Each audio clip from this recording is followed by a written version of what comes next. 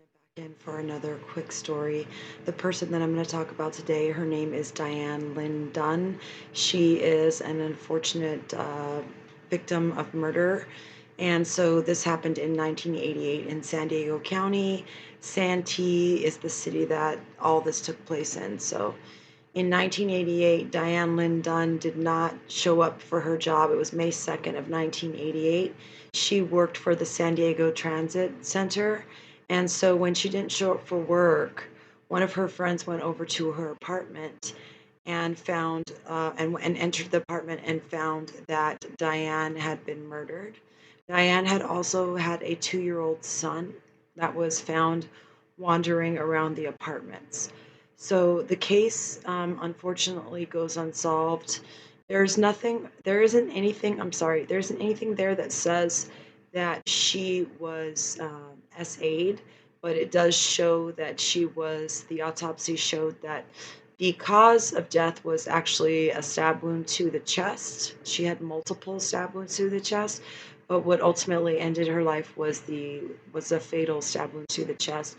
She also was bludgeoned. So I'm not sure there isn't anything there about SA. So that doesn't mean that that didn't happen. It's just that there's no information about that I can find in any event. So in 2000, so this happened in 1988. So in 2000, the authorities tried to run the DNA through CODIS and see if they could find a match. And there was no match because they found DNA under Diane's fingernails and they also found a single hair in her hand. So they ran that through the test through the CODIS system and were unable to find a match.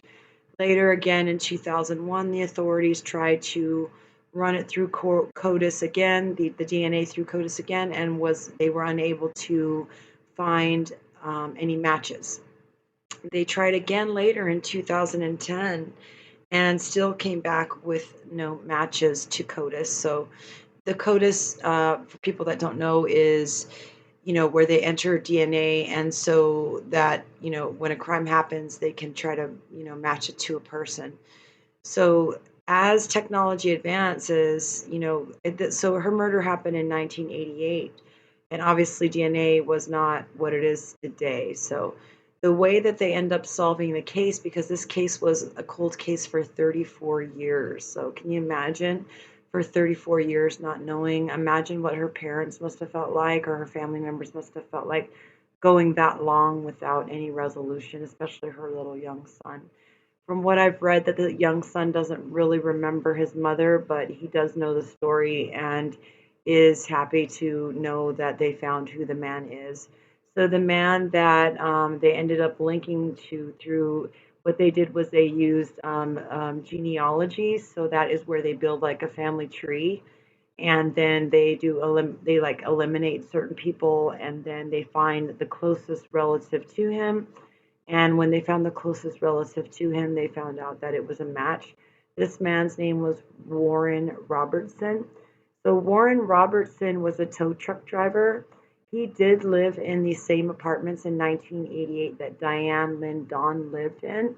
It's said that they were never seen together, or they weren't like, friends, or they didn't hang out together or whatever, but the way and the manner that he murdered her is pretty brutal. So it seems like, he must have been like angry with her or something, because it's just maybe she turned him down. We really don't know, because we can't obviously speak to Diane or know what happened to her. So unfortunately, this case had gone unsolved for 34 years. At least now there's some resolution.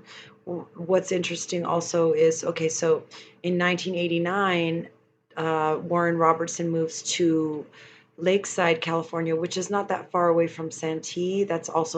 Lakeside is also in San Diego County. And then later he moves to Indiana.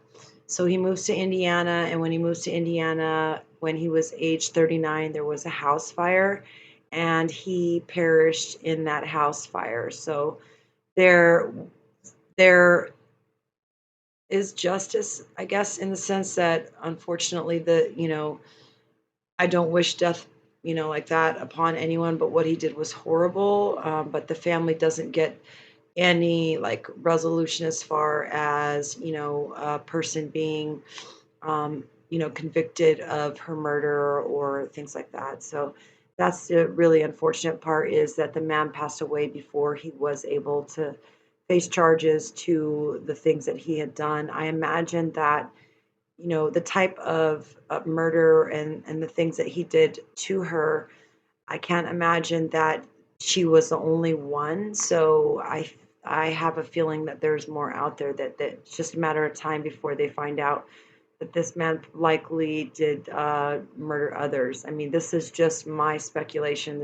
I'm not a detective, so I'm just thinking, of my thought processes. There has to be more, because a person doesn't just go bludgeoned and stab a person and do that type of act, and just do that type of act once. It's usually not a one-time thing for people like Warren Robertson. So unfortunately, yeah, he passed away. That's not the unfortunate part. The unfortunate part is that Diane Lynn lost her life. Her son lost his mother, her family lost their daughter, and they had no resolution for 34 years. So I think after 34 years, the family, from what I read, is relieved at least that they know who did it, but the person will never stand trial. So her case has been solved, thank God, but it took so long for them to get a resolution. So I imagine that it was really hard for them. In any event, you guys, thank you very much for watching my videos. If you've stuck in this far, you can like, you can subscribe, or you could just watch.